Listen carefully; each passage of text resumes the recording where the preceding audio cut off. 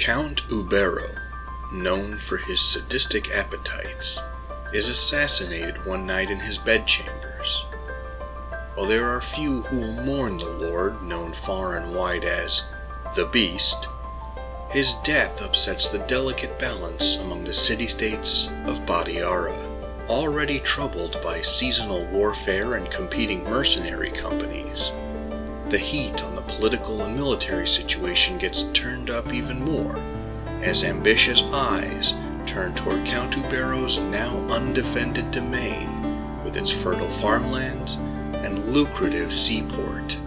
The conflict also draws two lifelong rival mercenary leaders, the one-eyed, strategically brilliant Folco de Accorsi and the brave, charismatic Teobaldo Remigio.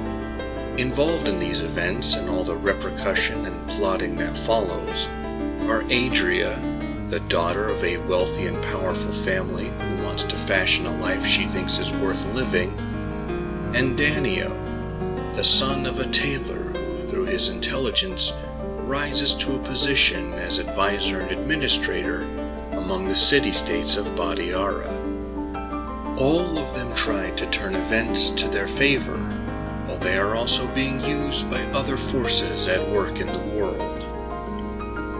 A Brightness Long Ago is set in the same broader world as many of Guy Gavriel Kay's other novels, like those in the Sarantine Mosaic or The Lions of Al-Rassan. It certainly works as a standalone novel, but there is an added richness to some of the places and characters if you're familiar with the earlier books.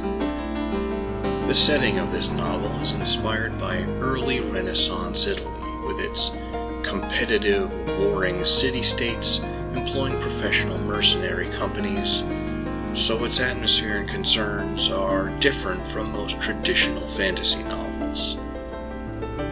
Structurally, the novel is unique. As with other Guy Gavriel Kay books, there are multiple point-of-view characters, so we get a perspective on the story that is both deep and broad. In A Brightness Long Ago, however, one of those characters, Danio, is telling his part of the story in first person from a point much later in his life compared to all the other parts, which are third person and related as events are happening.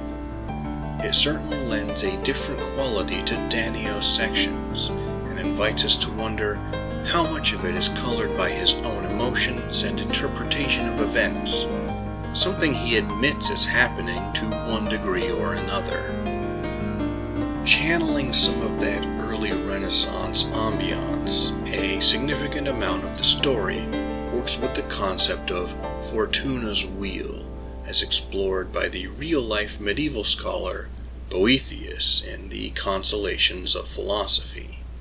All the characters question to what degree they are the authors of their own fate, as they often find themselves pulled along by events bigger than themselves or are otherwise constrained. For example, Adria is born to wealth and privilege, but finds customs about her gender and social position prevent her from a fulfilling life unless she follows her interests in secret. In similar circumstances is Danio, who, despite his intelligence, is never allowed to forget his humble birth, nor that he lives in a time and place where violent and dangerous people hold most positions of authority. Even men like Folco and Teobaldo, who profit from the status quo, realize they are not as in control of their own lives as others might believe. While A Brightness Long Ago is a fantasy novel, the supernatural elements are pretty light and remain largely mysterious. This is not a book with complex magic systems that get explained in exhaustive detail. The novel also has several exciting set pieces and more than a few surprising turns, but it is primarily character-driven. For some readers, there might be too many characters, or at least too many point-of-view characters. especially since they are all pretty well developed and have complete arcs. Kay shows his talents, though, in that many times he can establish characterization in concise, affecting passages. If I have any complaint, it's that at one point there is an odd metafictional interlude that lasts a few pages. It has no impact on the story other than to call attention to itself with how out of place it seems. I'm not sure why it's there, but I can forgive it because the rest of the novel is so good, especially with the first-rate character work. Seriously, Adria is one of my favorite characters of the last few years.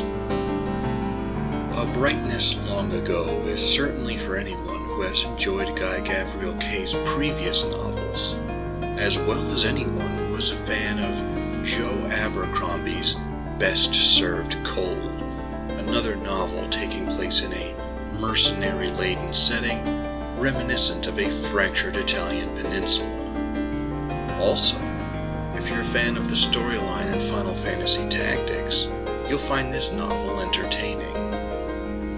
But what do you, the audience at home, think?